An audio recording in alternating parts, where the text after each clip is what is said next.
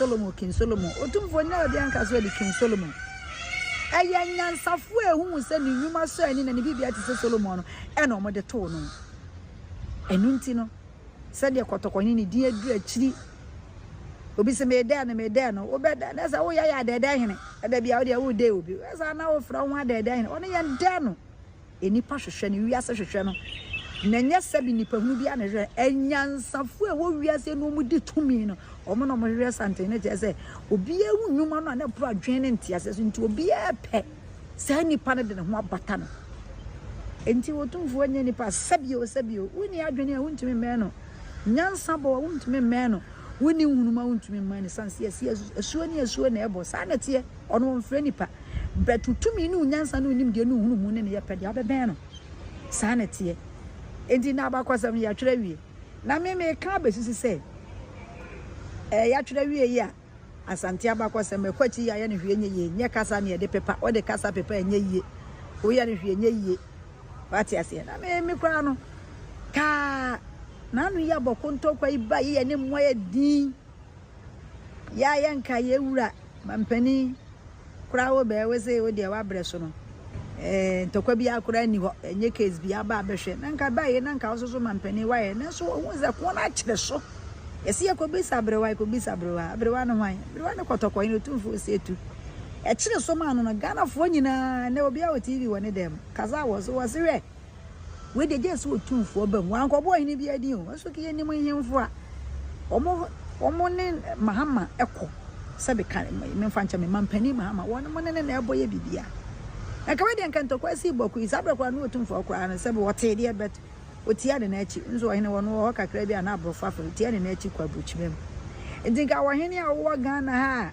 ebi a so pese wo ye nhweso de na wo ye abakosem wo bibisu behunu bi na ka we nka abre ni eka ko we na Dormaahene so we ni bi aka bintele ya ono so sole ya akasa tra achia me bete nko ba bia o hene wono wo ye sabe dade o to bobo mu a na ebo no kora pai o ti ase kana mimi ni mu se ye beto nsafre Dormaahene se de ye da na Dormaahene kwa na kopata ntokwa na ka fa onim de no nyanza ne wajaje sam ne tumi a wo no ada bia me de ne me de meyese na mi sa ka ba kwa kopata boko ntokwa ntiko Otumfor kra wo mfi na broche ma na nka wapata kwa adwa no kra na nka wo de ajudi sa ntokwa we de na nka mehwese na Dormaahene de sa be kwa kopata sistem ntokwa pa boko ntokwa na nka wo de ajudi na nka nso wo history kese e de amasebe ebunu nkuro ni bia bese enso asese bia one wo mu fansa wo mu eye ba kono na nko nso so no ehu se oh ye de na Dormaahene kopata sistem ntokwa na sade akotokwa na ya bakosem a entumi hinta no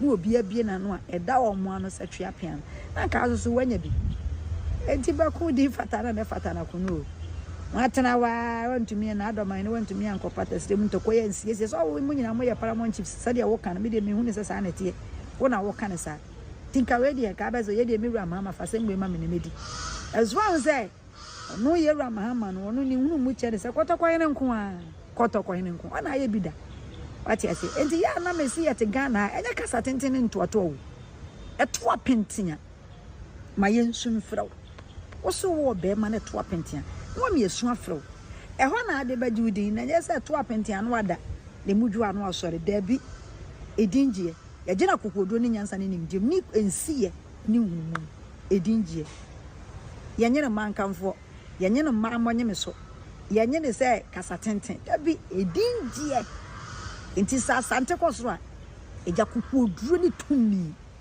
eni monyam ni nyansa ni humu ena Asante de ye odi ahofama eni atu ho ache eni affordable eni odi ye asa ahofama ni bisa se mu obi ana amo sabra kwa na ye ka so mo fa yi wo hene yi komfo obi komfo no che ka so mo ofo mo ma afode ma Asante man awo ka ma me ka ho ana se be wo hene bi na kan bi so ni ka ma yes ye twa ne nsaten akwa nka mbepene nti ya mo hwa asam no ba bi efre de Asante fre ba de Asante kwa so faase shase ye kesi fri ye ene Asante atu ho ache ne Asante sebe affordable any ade mon hwa asem free one sana bi sisa na kan ne ya sa de enye ye Asante konkoden enunti ena Asante so no sabe na sa abra no ana gokos no ne na sefo no ye na ne ade enwo Near your mind to say the Nigeria, your man, not Togo, your man, not Cote d'Ivoire, your mind, no.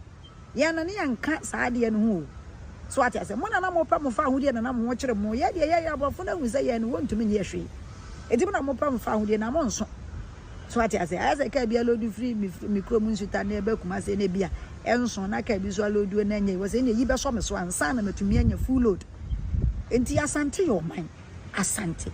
Eyo man Asante beko so ayo man Asante beko so kura ni medium na Asante beko chichi na Asante ye bo Asante adibo mu hinta sana makacha ye bo Asante sa Asante na ekese na wo ye den Asante beko so enti kwotoko hene nana adama me bo din a ipagya me mu nana me bo mu ase wakọ bubububure ne me ena na no Trump somewhat what na ni di sama beto abonten eno Otumfor ne kwanya na chi se na waka gu na so se kase dia wo beye no emenyansafo ni wiase animdifo ni atumidifo hu se dia wo ye no e wo se dia ho bata wo ene Trump so kotoko nti wo ba enti sa wo pesa wo ye bibia frase aburo nsuo tam no ani ye kokko na Asante buasuo ntam tete enen amene Asante ani abere enti Asante your mind Asante bekoso aya Asante nkwaso Asante bekoso ayefe Asante bekoso akwiase na Asante be capture wiase nyina enti enya ne hunu ene sebe ye de tutumepo ni mum nyansa ene ahofama ene akokodo no obuo Asante yene wadwo. Where are you from? Ufrihin.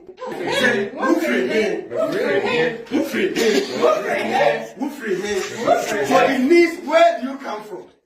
Alright, where do you come from?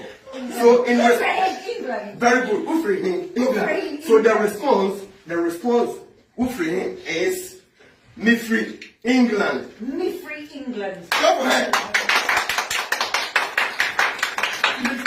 Mifri. Go ahead. So now we Mifri. Go on. Go ahead. Where do you come from? In Key, Mifri. England. Mifri, England. Go ahead. Where do you come from? Mifri. England. Go ahead. Where do you come from? Mifri, Ghana. Ghana. Precisely Mifri. Kumasi. Kumasi.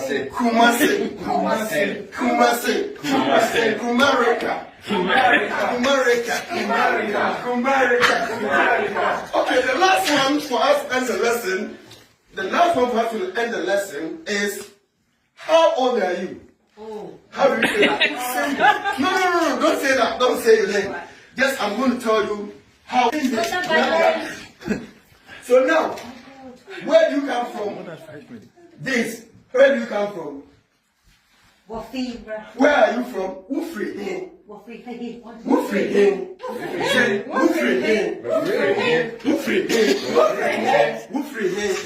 So it means where do you come from? Alright, where do you come from? So in England. Very good. Ufrihin, England. So the response, Ufrihin is Mifri, England. Mifri, England. Go ahead.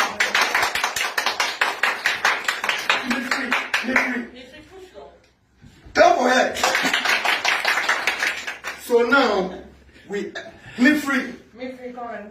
Go ahead.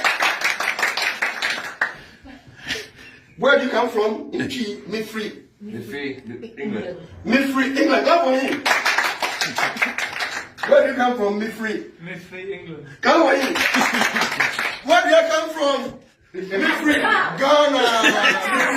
Ghana. Precisely Mifri. Kumasi. Okay,